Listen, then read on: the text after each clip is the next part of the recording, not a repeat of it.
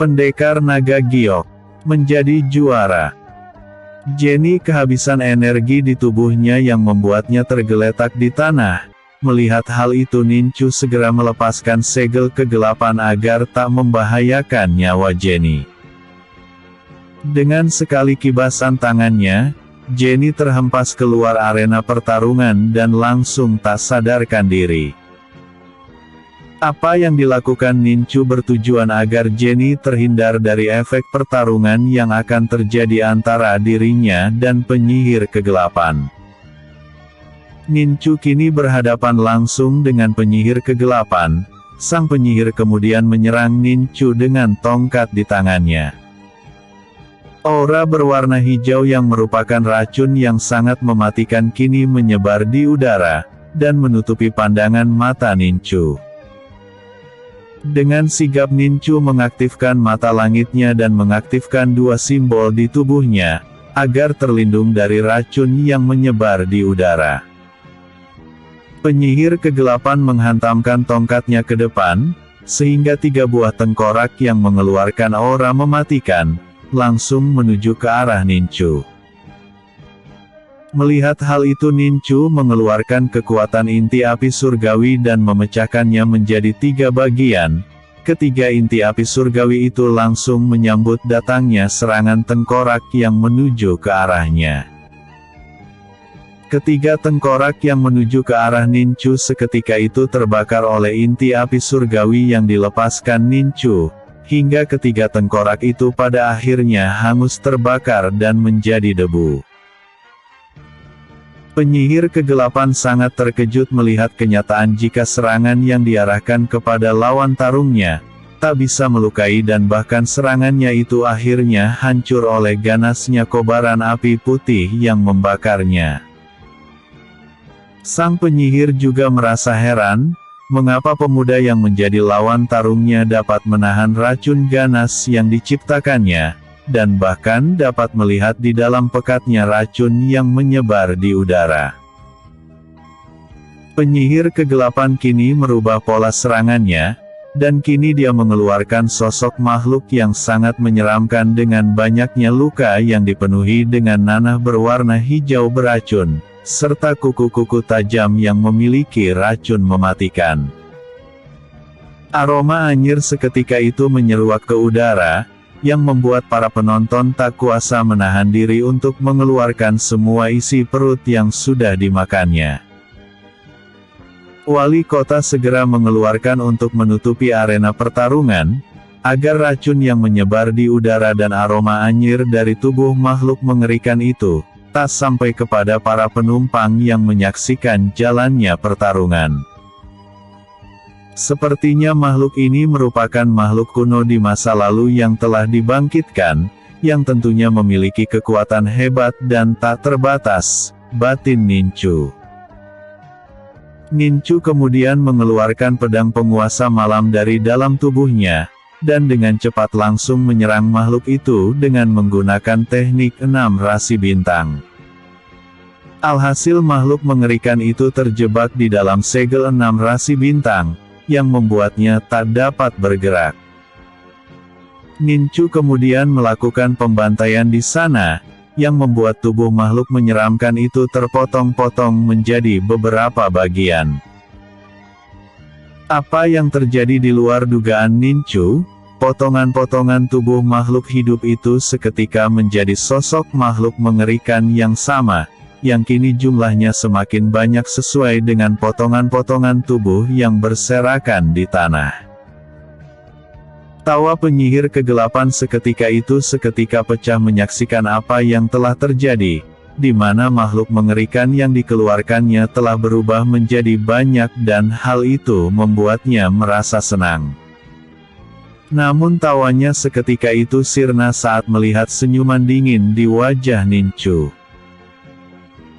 Lumayan, kau sedikit memberi warna dalam pertarungan ini dan aku cukup terhibur dengan semua makhluk mainanmu itu, tapi sayang aku tak ingin terlalu lama bermain-main dengan makhluk-makhlukmu itu, maka bersiaplah untuk menerima seranganku, ucap Nincu. Tak lama kemudian dari telapak tangan Nincu keluar bunga teratai kaca yang memberikan aura menindas di atas arena pertarungan. Mengetahui jika pemuda yang menjadi lawan tarungnya akan menyerang ke arahnya, penyihir kegelapan langsung menyuruh seluruh makhluk mengerikan yang diciptakannya itu untuk membentengi dirinya. Nincu kembali yang melihat para makhluk mengerikan itu telah membentengi penyihir kegelapan. Dengan menggunakan teknik menembus dimensi, Nincu mendekat ke arah penyihir kegelapan dan menghantam teratai kaca ilahi ke arahnya. Melihat Nincu tiba-tiba muncul di hadapannya dengan cepat, penyihir kegelapan buru-buru membangkitkan perisai pelindung di tubuhnya, agar serangan dari pemuda yang menjadi lawan tarung tak bisa melukainya. Apa yang dipikirkan oleh penyihir kegelapan tak seperti kenyataan yang ada.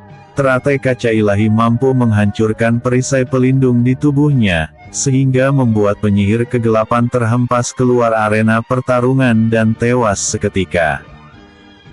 Tewasnya penyihir kegelapan membuat seluruh makhluk mengerikan lenyap, yang membuat keadaan kembali membaik seperti sedia kala. Kemenangan Nincu dalam pertarungan itu, membuatnya menjadi juara di kompetisi Kota Danau Hitam. Penyerahan hadiah pun dilakukan saat itu juga, di mana wali kota yang akan menyerahkan langsung hadiah itu. Berbagai macam sumber daya tingkat tinggi diberikan kepada Nincu, dan sebuah pedang artefak langit pun diberikan kepadanya. Nincu merasa terkejut dengan semua hadiah-hadiah yang diberikan kepadanya, yang begitu mewah dan sangat luar biasa pantas bagi pertarungan yang diadakan dalam turnamen itu. Selain itu Nincu juga mendapatkan undangan dari wali kota malam nanti, untuk sekedar makan malam dan berbincang-bincang. Nincu sebenarnya tak ingin hadir di dalam undangan itu karena tak ada keuntungan jika hanya berbincang-bincang dengan sang wali kota. Nincu akhirnya menerima undangan itu karena dia berpikir jika saat berbincang-bincang dengan wali kota, dia dapat mengorek informasi tentang keberadaan Paman Lu Ying saat ini. Dan malam hari pun tiba. Nincu dijemput orang-orang suruhan wali kota agar memenuhi undangannya. Dan tak disangka di rumah wali kota tengah ramai dengan para undangan yang menghadiri berulang tahun putri sang wali kota. Beberapa anak bangsawan dari kota lain pun hadir di tempat itu, termasuk Putri Xianger dan Pangeran Xingjiang yang merupakan putra dan putri Kaisar Istana Matahari.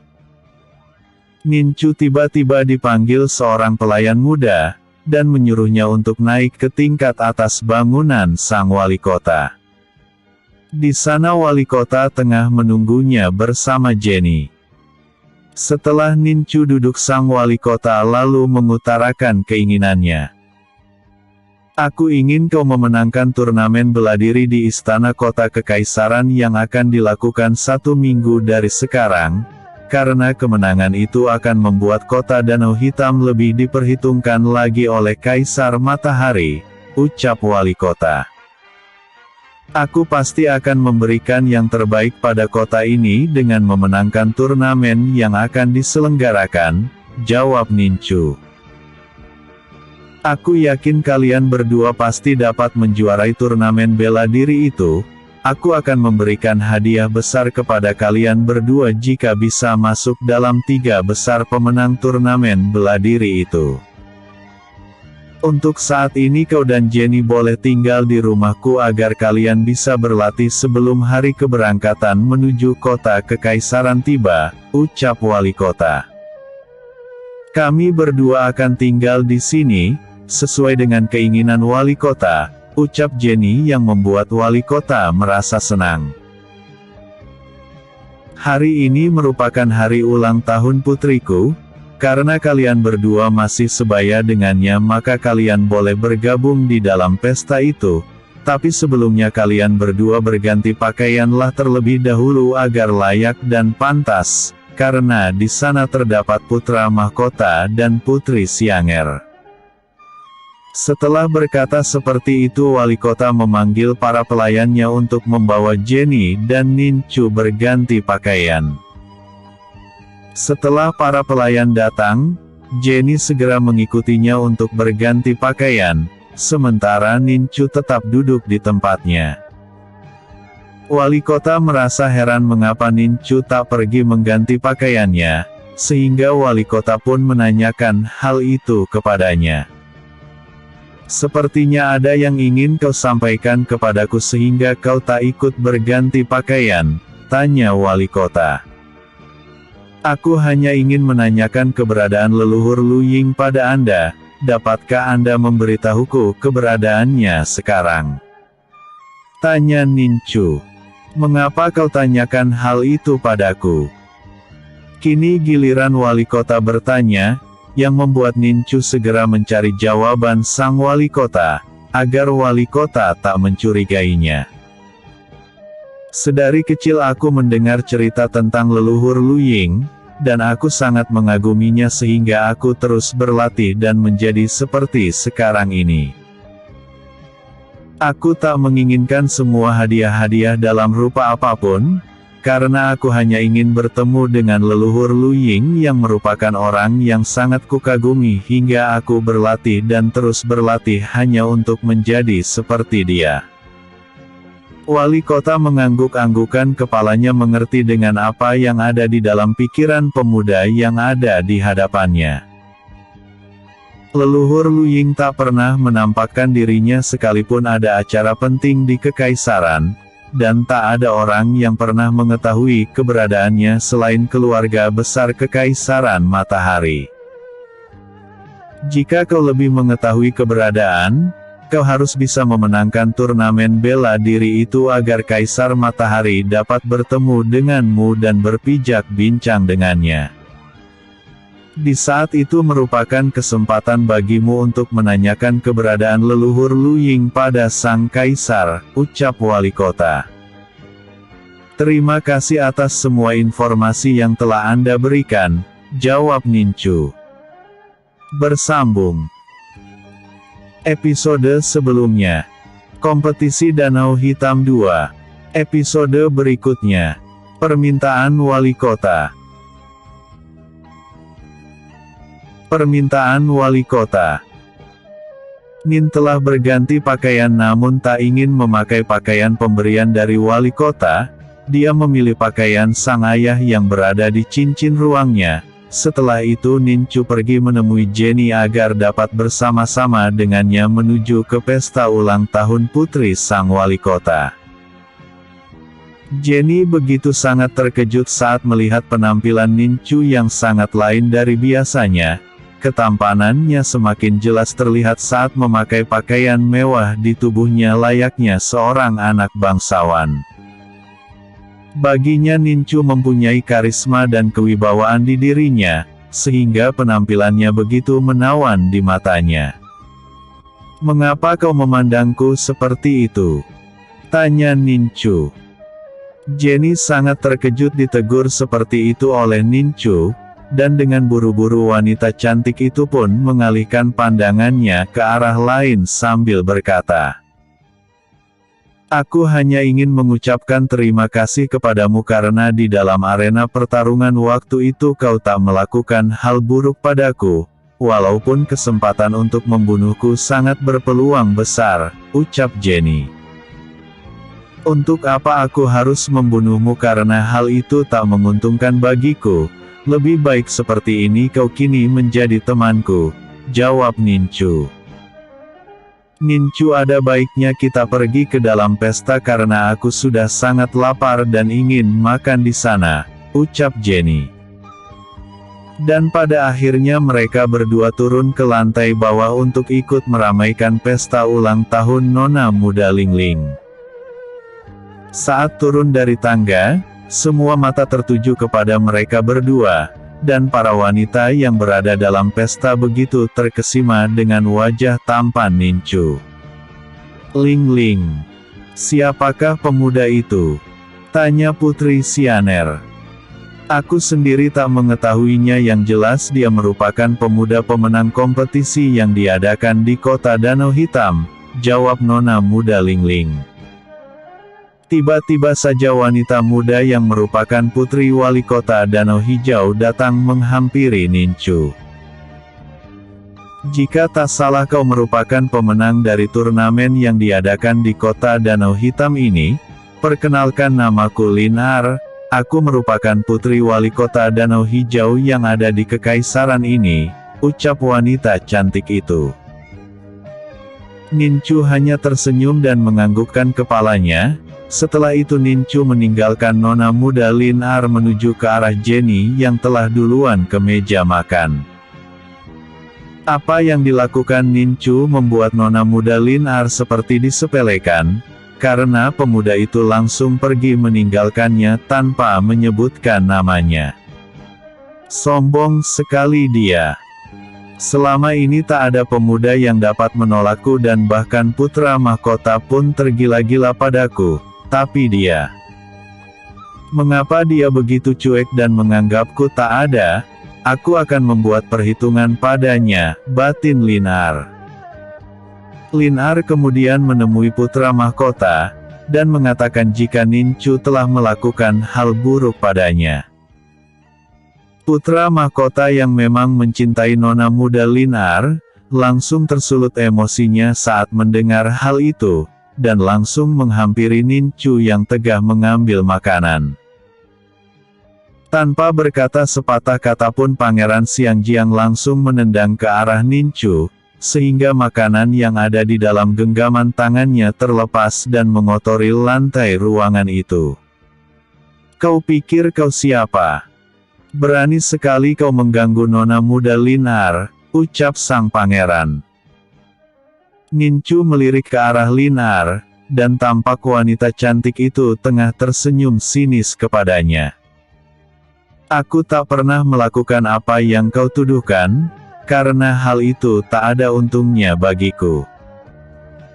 Aku tak ingin bermasalah denganmu dan ada baiknya kau pergi dari sini sebelum aku melakukan hal buruk padamu, ucap Nincu dengan dingin. Lancang. Berani sekali kau berkata seperti itu padaku. Apakah kau tak tahu tengah berhadapan dengan siapa? Bentak sang pangeran yang membuat seluruh tamu undangan yang ada di tempat itu terkejut, karena melihat kemarahan sang pangeran. Dalam hal ini aku tak bersalah, walaupun kau seorang kaisar sekalipun aku takkan pernah mundur, ucap Nincu dengan ketenangannya. Pangeran Xiangjiang segera memusatkan energi murninya ke tangan kanannya, dengan maksud melakukan serangan ke arah Nincu, tapi hal itu tak dilanjutkannya setelah sang adik datang memegang tangannya. Dia memang tak bersalah, dia memang tak melakukan apapun terhadap Linar, karena aku dan Lingling yang melihat langsung kejadian itu.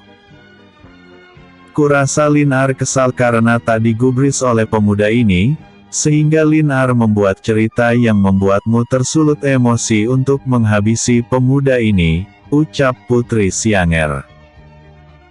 Benar Pangeran, Nincu tak pernah melakukan hal buruk kepada Linar, karena kami berdua melihat kejadian itu, timpal nona muda Lingling. Mendengar hal itu, Pangeran kemudian membalikkan tubuhnya dan berjalan menuju ke arah nona muda Linar. Ikut aku. Ucap sang pangeran kemudian memegang lengan kanan Linar dan membawanya pergi dari tempat itu. Maafkan pangeran, dia takkan melakukan hal itu jika tak ada yang memprovokasinya. Nona muda dari kota Danau Hijau memang congkak dan sombong, selain itu hatinya pun penuh kedengkian. Saat ini kau tengah permasalahan dengannya maka berhati-hatilah, ucap Putri Xianger. Terima kasih karena putri telah menyelesaikan masalahku dengan pangeran, maka terimalah kehormatanku, ucap Nincu kemudian menggenggam tinju memberi hormat. Kau jangan sungkan begitu, namaku Xiang, dan ini sahabatku Lingling yang tengah berulang tahun, ada baiknya kita menikmati pesta ulang tahun sahabatku ini, ucap Putri Xiang'er memperkenalkan dirinya dan Lingling. Namaku Ninchu dan ini temanku Jenny, kami berdua merupakan tamu dari wali kota, jawab Ninchu yang juga memperkenalkan dirinya. Sementara itu perdebatan pun terjadi antara nona muda dari kota Danau Hijau dengan Pangeran Xiangjiang. Pangeran Xiangjiang begitu kesal karena Lin Er telah memperalat dan membohonginya. Mengapa kau membohongiku seperti ini? Apa kau tak melihat jika di dalam acara ulang tahun Lingling para putra bangsawan dan pembesar kekaisaran juga berada di sana? Dengan perbuatanmu itu akan dapat membuat reputasiku sebagai seorang putra mahkota buruk di mata mereka semua, ucap sang pangeran. Dia yang lebih dahulu mempermalukanku, aku menegurnya tapi dia tak menanggapiku, bukankah apa yang dilakukannya telah menyinggungku? Pangeran, aku juga malu dengan kejadian ini, dan harus dibawa kemana rasa malu yang kualami saat ini. Pangeran, jika kau membunuhnya untukku maka aku akan mau menjadi istrimu, karena itu merupakan syarat yang harus kau penuhi jika kau memang menginginkanku, ucap nona muda Lin Er sambil berlari pergi meninggalkan Pangeran Xiangjiang dengan air mata yang berlinang di pipinya. Pangeran Xiangjiang lantas mengejar Lin Er untuk menenangkannya. Akan tetapi nona muda Lin Er terus berlari hingga perkataan Pangeran Xiangjiang menghentikan langkahnya. Aku akan membunuh pemuda itu untukmu asalkan kau tak menangis lagi. Aku merupakan putra mahkota dan bagiku permintaanmu itu hanyalah sebuah permintaan kecil, jawab Pangeran Xiangjiang. Nona muda Lin Er kemudian membalikkan tubuhnya dan berlari ke arah pangeran lalu memeluknya. Aku berjanji padamu untuk segera menghabisinya, ucap Pangeran Xiangjiang agar lebih meyakinkan nona muda Lin Er. Nona muda Lin Er tersenyum di dada bidang Pangeran Xiangjiang. Inilah akibat jika kau tak menganggapku, dan aku tak akan mengampunimu lagi setelah kau mempermalukanku di dalam acara ulang tahun Lingling, batin nona muda Lin Er. Bersambung. Episode sebelumnya. Menjadi juara. Episode berikutnya. Racun. Ekar naga giok. Racun. Setelah kejadian malam itu Pangeran Xiangjiang menemui wali kota untuk membicarakan hal penting di sana. Paman, kau telah menjadi wali kota di kota Danau Hitam ini sudah cukup lama, apakah paman masih ingin tetap menjadi wali kota di kota yang makmur ini? Tanya Pangeran Xiangjiang. Mengapa pangeran menanyakan hal itu kepadaku? Yang tentunya pertanyaan itu pangeran sudah mengetahui jawabannya, jawab sang wali kota. Paman Lingsan, jika paman masih ingin menjadi wali kota di kota Danau Hitam ini maka aku ingin paman membunuh Ninchu untukku, karena aku tak menyukainya. Dia telah merusak hubunganku dengan Lin Er, ucap Pangeran Xiangjiang yang tentu saja membuat sang wali kota sangat terkejut. Pangeran, Ninchu merupakan pemenang kompetisi yang diadakan di kota Danau Hitam ini, dan kekuatannya begitu sangat hebat sehingga sangat beresiko jika kita menyinggung apalagi sampai ingin membunuhnya. Aku rasa pangeran harus mengurungkan niat itu agar tak terjadi masalah di kemudian hari, jawab wali kota. Kau terlalu bodoh paman. Mengapa kita harus takut kepadanya sementara orang yang ada di belakangmu merupakan seorang putra mahkota, yang nantinya akan memegang puncak pemerintahan di kekaisaran ini? Ingat paman, jika kau tak ingin melakukan apa yang kuperintahkan padamu, maka jangan salahkan aku jika kelak aku akan berbuat buruk pada keluargamu. Paman, Kekuasaanku tak terbatas, aku bisa melakukan apapun di wilayah kekaisaran ini. Aku menunggu berita kematian Ninchu 2 hari dari sekarang.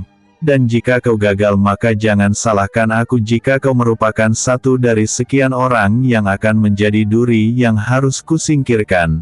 Ucap Pangeran Xianjiang kemudian pergi meninggalkan ruangan pribadi sang wali kota. Wali kota Lingsan terdiam di kursinya. Dia tak menyangka jika kejadian di hari ulang tahun putrinya akan berbuntut panjang seperti ini. Mengapa hanya masalah cinta kau bisa berbuat sekeji ini pangeran? Bagaimana kau akan memimpin kekaisaran ini jika hatimu selalu diisi keburukan? Batin sang wali kota. Wali kota tak bisa berbuat apa-apa selain menuruti sang pangeran. Semua itu untuk melindungi keluarganya dari masalah yang akan ditimbulkan pangeran jika sang wali kota tak mengikuti keinginannya. Sebenarnya apa yang diinginkan pangeran sangat bertentangan dengan hati nurani sang wali kota. Namun untuk melindungi semua orang-orang yang dicintainya membuat sang wali kota terpaksa melakukan perintah pangeran untuk membunuh Ninchu. Wali kota berjalan ke arah lemari yang ada di ruang pribadinya, dan mengambil sebuah wadah khusus yang di dalamnya terdapat sebuah pil racun. Pil itu merupakan racun mematikan tanpa rasa, tanpa bau dan tanpa warna yang membuat pil itu begitu sangat mematikan dan ditakuti seluruh kultivator yang ada di Kekaisaran Cahaya Mentari. Putriku, bawakan sup ginseng ini kepada Ninchu yang tengah berlatih di ruang bawah tanah, agar tubuhnya dapat segar kembali setelah melakukan latihan keras di sana. Dan ingat kau jangan sekali-kali ikut memakan sup ginseng ini, karena sup ginseng ini tak bisa diminum oleh seorang wanita, ucap sang wali kota di suatu sore. Ling-Ling yang menaruh hati kepada Ninchu karena kebaikan dan ketampanannya, begitu sangat senang menerima perintah dari sang ayah untuk membawakan sup ginseng kepada Ninchu. Baik ayah, aku akan membawakan sup ginseng ini ke sana, jawab nona muda Ling-Ling dengan senyum sumringah di wajahnya.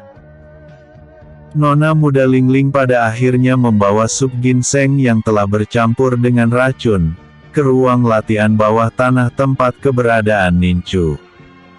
Kak Ninchu, aku membawakan sup ginseng untukmu, makanlah mumpung selagi hangat, ucap nona muda Ling-Ling.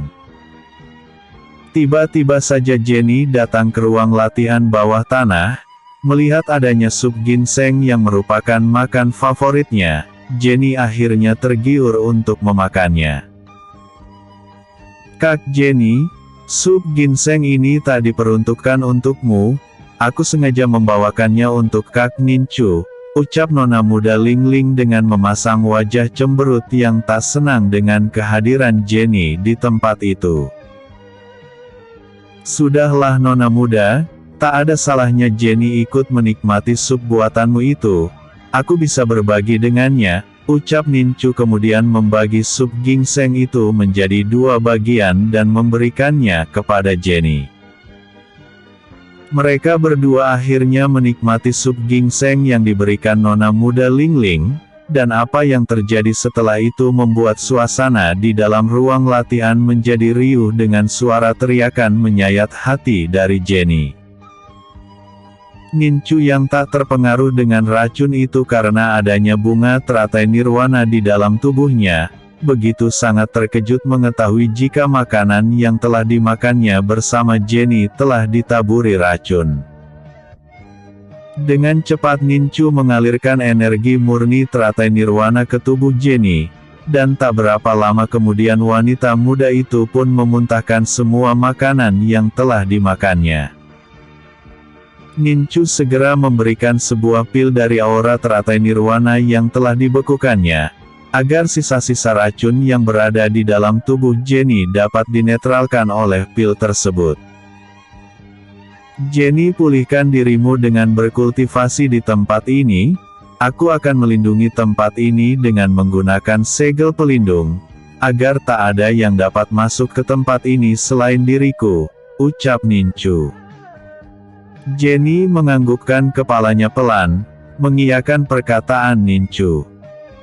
Sementara itu nona muda Ling Ling yang menangis di sudut ruangan sangat ketakutan melihat Nincu datang ke arahnya. Dia pun langsung berkata, "Aku tak mengetahui jika di dalam sup itu telah bercampur racun. Ayah yang menyuruhku membawakan sup itu kepadamu," ucap nona muda Ling Ling dengan tubuh bergetar merasakan ketakutan yang teramat sangat. "Aku tahu kau tak mungkin melakukan hal itu padaku. Ayahmu yang akan mempertanggungjawabkan ini semua kepadaku," jawab Nincu. Nincu kemudian mengajak nona muda Ling Ling untuk menemui wali kota, dan dengan menganggukkan kepalanya noda-noda Ling Ling membawa Nincu menuju ke ruangan pribadi sang wali kota. Ketukan pintu membuat sang wali kota yang tengah duduk termenung, akhirnya mengalihkan pandangannya ke arah pintu dan berkata, "Siapa?" tanya sang wali kota. "Ling Ling ayah," ucap suara di balik pintu. Wali kota lantas membuka pintu ruang pribadinya, dan betapa terkejutnya sang wali kota saat melihat wajah Nincu berada di sana. Wali kota segera mundur dan mengeluarkan aura kuat di tubuhnya, karena dia tahu akan ada sebuah pertarungan dengan anak muda yang ada di hadapannya itu. "Kau kira kau dapat membunuhku semudah itu wali kota? Jika hanya racun seperti itu yang kau berikan padaku maka kau jangan bermimpi untuk dapat membunuhku," ucap Nincu dengan tatapan dingin ke arah sang wali kota. "Kau memang hebat Nincu, tapi kau belum tentu dapat mengalahkanku dalam sebuah pertarungan. Jika kau bisa selamat dari racun itu maka kau tak akan selamat dari tanganku," ucap sang wali kota kemudian menyerang ke arah Nincu dengan menggunakan pedang yang berada di tangannya. Belum sempat sang wali kota mendaratkan pedangnya ke arah Nincu, tiba-tiba saja Nincu sudah berada di dekat sang wali kota dan menghantamkan telapak tangannya ke tubuh sang wali kota, sehingga membuat wali kota tersungkur dan memuntahkan darah segar dari mulutnya. Nona muda Ling Ling yang melihat ayahnya tergeletak di tanah, lalu berlari memeluk sang ayah untuk melindunginya dari serangan susulan Nincu. "Aku mohon jangan bunuh ayahku. Dia tak mungkin melakukan hal ini jika tak ada ancaman dari orang lain yang lebih berkuasa darinya," ucap nona muda Ling Ling. Nincu kemudian mengibaskan tangannya, sehingga membuat nona muda Ling Ling terjerembab ke samping. Kini Nincu berada di dekat sang wali kota yang masih tergeletak di lantai ruangan pribadinya. "Katakan padaku siapa yang menyuruhmu melakukan hal ini? Jika orang itu mempunyai kekuasaan melebihimu hingga kau takut padanya, maka aku pun bisa memberikan rasa ketakutan itu melebihi dirinya. Cepat katakan padaku siapa yang menyuruhmu," bentak Nincu. Wali kota tetap diam membisu, tak ada sepatah kata pun yang keluar dari mulutnya. Apa yang dilakukan sang wali kota membuat Nincu menjadi geram kepadanya. "Wali kota, kau mempunyai putri yang cantik dan memikat hati. Bagaimana jika aku menodainya di hadapanmu dan setelah aku puas menikmati tubuhnya maka aku akan membunuh putri kesayanganmu itu? Wali kota, bukankah hal itu lebih menyakitkan daripada perintah dari orang yang menyuruhmu membunuhku?" ucap Nincu dengan keseriusan di wajahnya. Bersambung episode sebelumnya. Permintaan wali kota. Episode berikutnya, mencari Pangeran Xiangjiang.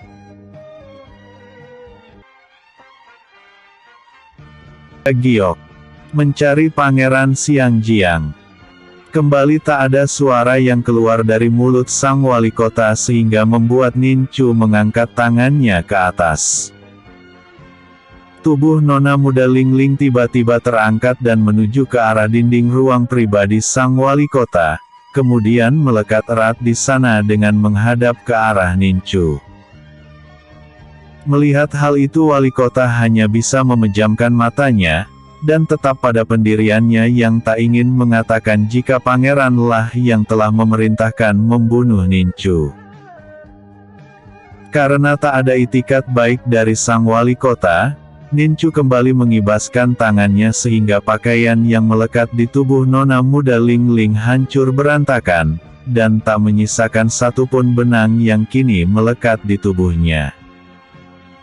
Nona Muda Lingling memohon dan menghibah agar Nincu tak melakukan hal buruk padanya, namun sang wali kota yang mendengar hal itu tetap diam dan larut dalam pikirannya sendiri.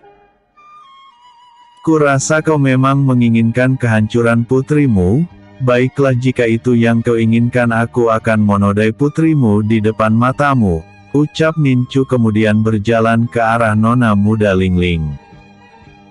Nona Muda Lingling terus-terusan berteriak agar sang ayah mengatakan siapa yang telah meracuni Nincu, sebelum hal buruk terjadi padanya. Hingga suara sang wali kota menghentikan langkah Nincu. Putra mahkota Xiangjiang yang telah memerintahkan untuk meracunimu, ucap sang wali kota. Mendengar hal itu, Nincu segera mengibaskan tangannya sehingga sebuah angin yang memadat menghantam tubuh sang wali kota, yang membuatnya tak sadarkan diri. Nincu segera melepaskan belenggu yang ada di tubuh Nona Muda Lingling, dan melemparkan sebuah kain agar dapat menutupi tubuhnya. Maafkan aku, hanya ini jalan satu-satunya agar ayahmu dapat menyebutkan nama orang yang ingin membunuhku, ucap Nincu. Tak lama kemudian Nincu pun menghilang dari pandangan mata Nona Muda Lingling. Dengan mengikuti petunjuk dari penduduk kota mengenai keberadaan kota Danau Hijau, pada akhirnya Nincu tiba di kota tersebut.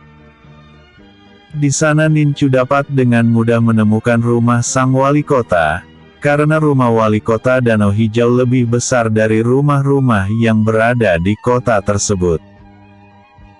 Nincu kemudian mengaktifkan mata langit untuk mencari keberadaan sang pangeran, dan di sebuah taman Nincu melihat Pangeran Xiangjiang tengah bersama dengan Nona Muda Linar. Dengan menggunakan kekuatan menembus dimensi, Nincu berhasil tiba di tempat sang pangeran berada, tanpa harus melewati penjagaan yang ketat di dalam rumah sang wali kota. Pangeran dan Nona Muda Linar begitu sangat terkejut saat melihat Nincu telah berada di hadapannya. Melihat hal itu membuat Nona Muda berteriak histeris untuk memanggil para penjaga yang banyak berjaga di sekitar rumah besar sang wali kota. Para penjaga langsung mengepung Nincu, begitupun dengan para kultivator kuat yang merupakan pengawal sang pangeran, mereka pun ikut mengepung Nincu. Ha,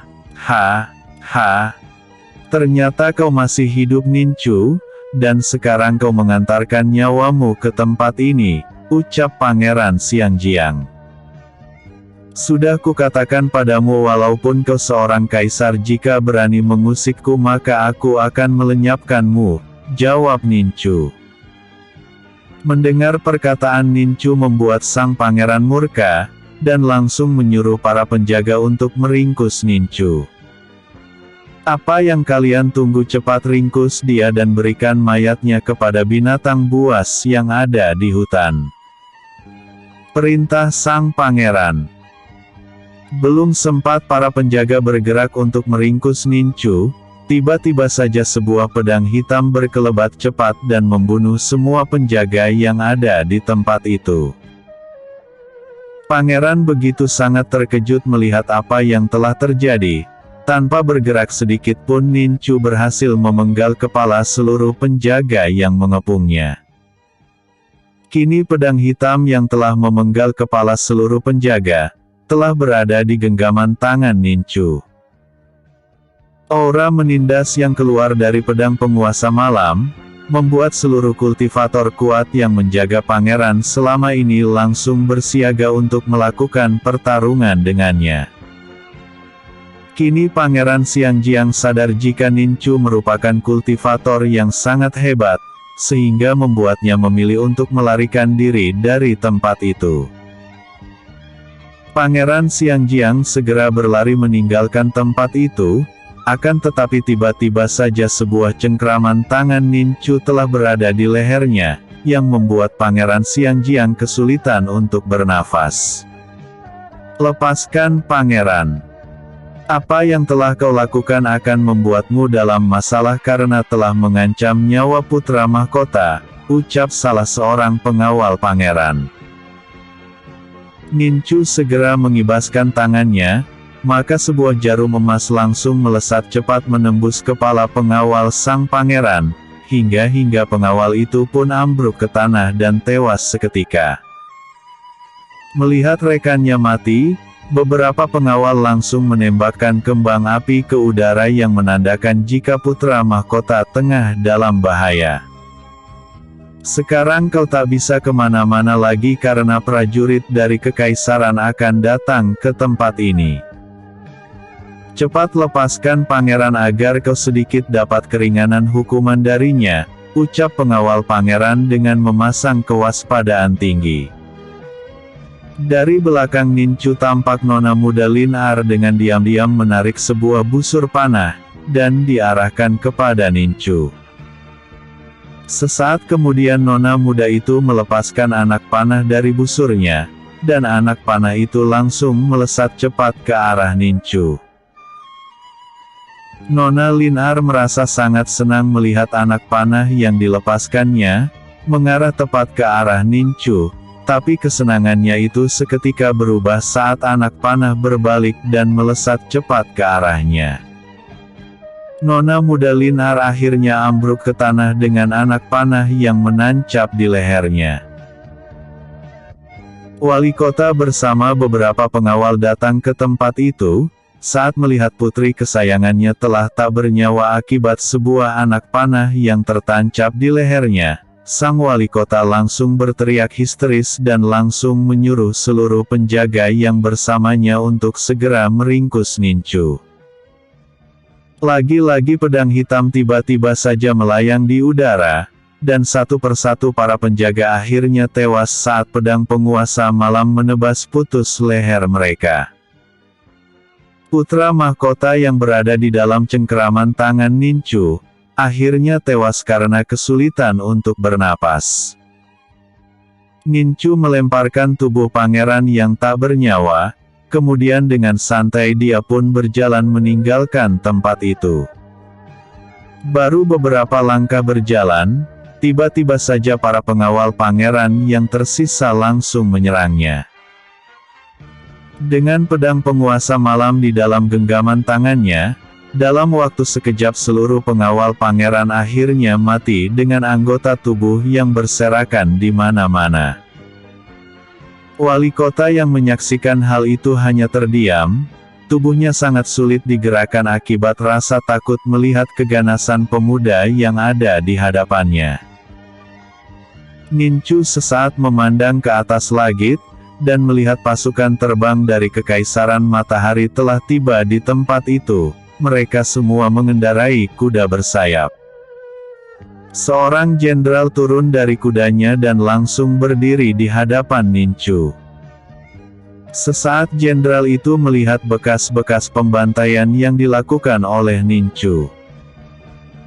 Dan saat melihat tubuh putra mahkota yang tak bernyawa lagi, membuat jenderal itu murka dan langsung mengangkat tangannya untuk menyuruh seluruh pasukan terbangnya untuk membinasakan Ninchu. Jenderal itu segera melesat pergi dari tempat itu. Tak lama kemudian ribuan anak panah bagaikan hujan melesat cepat ke arah Ninchu. Ninchu langsung menggunakan kekuatan menembus dimensi, dan kini telah berada di belakang sang jenderal dan mengalungkan pedang penguasa malam di lehernya. Para pasukan udara Kekaisaran Matahari seketika itu menghentikan serangannya, saat melihat sang jenderal kini telah berada di dalam kekuasaan Nincu. Aku hanya berurusan dengan putra mahkota yang telah berani menyinggungku. Kali ini kekaisaranmu telah datang untuk membuat masalah denganku, maka persiapkanlah kekaisaranmu untuk melakukan peperangan denganku, kecuali kalian mendatangkan Lu Ying untuk menemuiku, ucap Nincu. Setelah berkata seperti itu, Nin lalu menghentakkan kakinya ke tanah dengan menggunakan kekuatan semesta, dan pada akhirnya ribuan pasukan terbang dari kekisaran matahari berjatuhan ke tanah. Sang jenderal seakan tak percaya dengan apa yang dilihatnya. Dengan sekali hentakan kakinya pemuda itu bisa menghancurkan armada tempur terbang sebuah kaisar besar. Bersambung. Episode sebelumnya, racun. Episode berikutnya, mengamankan Jenny. Pendekar Naga Giok mengamankan Jenny. Nincu tiba di rumah wali kota Lingsan, dan mendapati Jenny telah pulih seperti sedia kala. Aku akan membawamu ke istanaku, karena di tubuhmu terdapat simbol dewa yang kucari selama ini. Di sana kau akan mendapati apapun yang aku butuhkan, termasuk para pelayan yang siap melayanimu kapan saja, ucap Nincu. Jika aku tak mau ikut denganmu terus kau mau apa? Tanya Jenny. Aku tak akan menjamin keselamatanmu di kota ini, karena malam ini aku telah membunuh putra mahkota dan nona muda dari kota Danau Hijau. Jenny, kau selama ini selalu bersamaku, maka kau pun akan menjadi buronan kekaisaran matahari. Jika kau sampai tertangkap oleh para prajurit istana maka penyiksaanlah yang akan kau dapatkan, jawab Nincu. Kau jangan mengada-ada. Mana mungkin kau berani membunuh seorang putra mahkota kekaisaran? Karena sama saja kau mencari mati di wilayah ini, ucap Jenny. Aku persilakan kau mencari informasi di luar besok pagi, karena berita hangat itu pasti akan menyebar sampai ke kota ini, ucap Nincu kemudian melakukan kultivasi di tempat itu. Jenny tiba-tiba saja merasa khawatir, karena wajah Nincu tak mencerminkan jika dirinya tengah bohong. Aku akan menunggu besok pagi untuk mendengar berita yang telah terjadi. Jika memang Nincu membunuh putra mahkota, maka aku pun akan terlibat di dalamnya walaupun aku tak ikut dalam pembunuhan itu, batin Jenny kemudian ikut melakukan kultivasi di tempat itu. Pagi hari Jenny keluar rumah untuk mencari tahu berita yang berkembang, dan ternyata dari percakapan para penduduk kota, putri wali kota Danau Hijau dan putra mahkota telah terbunuh semalam. Apa yang didengarnya itu membuat Jenny sontak merasa ketakutan karena dirinya pasti akan terlibat dalam pembunuhan itu, walaupun dia sama sekali tak ada di sana waktu kejadian. Semua itu karena orang-orang telah melihat dirinya yang selalu bersama Nincu. Tak lama berselang, Jenny melihat banyak sekali debu yang berterbangan di udara. Semua itu karena banyaknya pasukan berkuda yang menuju ke tempat wali kota. Jenny segera mencari Nincu untuk mengabarkan berita kedatangan para pasukan dari Kekaisaran Matahari ke tempat wali kota. Nincu, mengapa kau sesantai seperti itu? Di luar sana telah banyak pasukan dari Kekaisaran yang akan menuju ke tempat ini, ucap Jenny. Aku tak memperdulikan seluruh pasukan yang berada di luar sana. Yang aku pikirkan saat ini bagaimana kau bisa selamat dari para pasukan itu, ucap Nincu. Apakah ada jalan keluar untuk melarikan diri dari para pasukan itu? Tanya Jenny. Ada satu jalan untuk melarikan diri dari para pasukan itu, yaitu kau harus ikut denganku menuju ke wilayah Kekaisaran Phoenix, jawab Nincu. Baiklah Nincu, Aku akan mengikutimu daripada aku akan tertangkap dan disiksa oleh para pasukan kekaisaran yang mencari dirimu, jawab Jenny. Nincu tersenyum, kemudian dengan menggunakan kekuatan menembus dimensi, Nincu lalu menarik tangan Jenny dan seketika itu juga mereka menghilang dari tempat itu. Jenny begitu sangat terkejut saat tiba-tiba saja dia sudah berada di depan sebuah bangunan megah, dan terlihat di sana banyak prajurit penjaga yang memberi hormat kepada Nincu. Ini adalah istana Kekaisaran Phoenix, dan bangunan yang ada di hadapanmu itu merupakan kediaman Jenderal Jatayu. Aku adalah kaisar yang memimpin seluruh wilayah Kekaisaran Phoenix, yang memiliki wilayah 10 kali lebih besar Kekaisaran Matahari, ucap Nincu. Tak lama kemudian seorang laki-laki parubaya dengan pakaian lengkap kebesaran seorang jenderal, datang menghampiri mereka dua dan laki-laki itu pun langsung memberi hormat kepada Nincu. Hormatku Kaisar, ucap Jenderal Jatayu. Paman. Jenny adalah pemilik simbol dewa yang kucari selama ini, dan aku ingin paman menjaganya selama aku berada di alam cahaya mentari, ucap Nincu.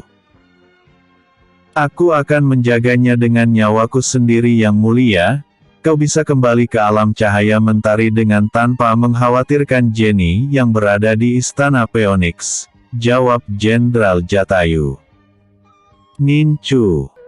Apakah kau akan meninggalkanku seorang diri tempat ini? Tanya Jenny. Sesaat Nincu menatap ke arah Jenny, kemudian dia pun berkata, Paman, ada baiknya Jenny berada bersama kelima calon istriku, agar dia mempunyai teman selama ku tinggalkan, ucap Nincu. Ada baiknya seperti itu yang mulia, agar Jenny tak bosan setelah berada di sini, jawab Jenderal Jatayu. Nincu kemudian membuka portal menuju alam surgawi, dan mengajak Jenny untuk masuk ke dalamnya. Setelah masuk ke dalam portal, Jenny langsung disambut dengan keindahan pemandangan alam, beserta para binatang penghuninya. Melihat semua keindahan terpampang di depan matanya, membuat Jenny merasa senang karena bisa melihat semua keindahan itu.